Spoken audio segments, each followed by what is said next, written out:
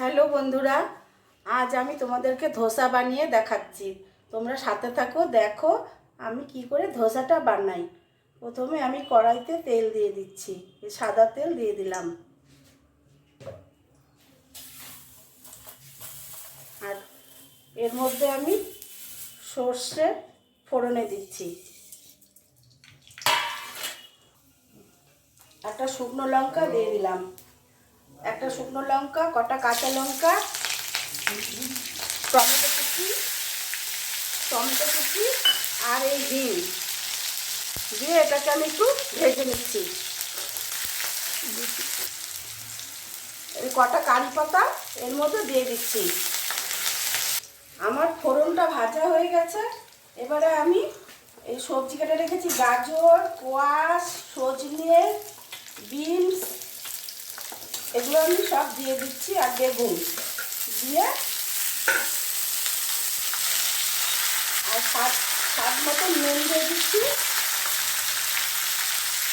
এবার আমি সবজিগুলোকে একটু ভেজে নেব।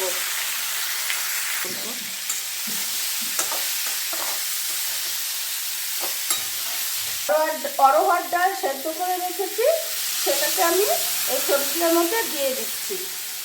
এবারে আমি সবজিগুলো সেদ্ধ হওয়ার জন্য ঢেকে দিলাম।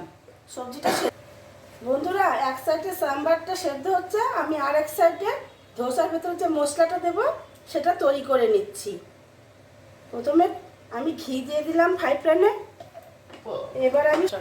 এবার আমি সর্ষেটা ফোড়নে দিয়ে দিচ্ছি।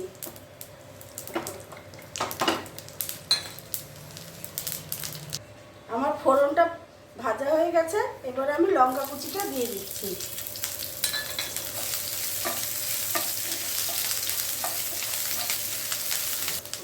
এবার আমি আলু সেদ্ধ করে রেখেছিলাম, এই আলু সেদ্ধগুলো আমি দিয়ে দিচ্ছি। আমি অল্প পরিমাণে ধনে গুঁড়ো,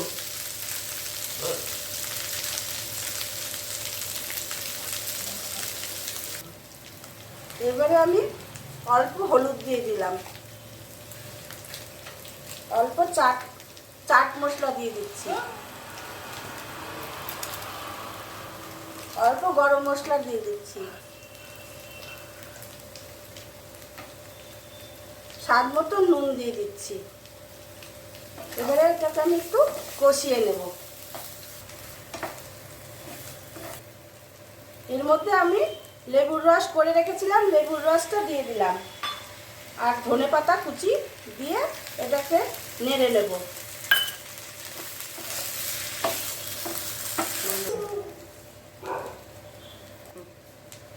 এটা হয়ে গেছে, আলুর তরকারিটা হয়ে গেছে। আমার সাম্বারটা হয়ে গেছে। এই যে আমি একটু গুড় দিয়ে দিচ্ছি আর অল্প তেঁতুল জল দিয়ে দিলাম। আর মশলাটা দিয়ে দিচ্ছি। আমার সাম্বারটা হয়ে গেছে।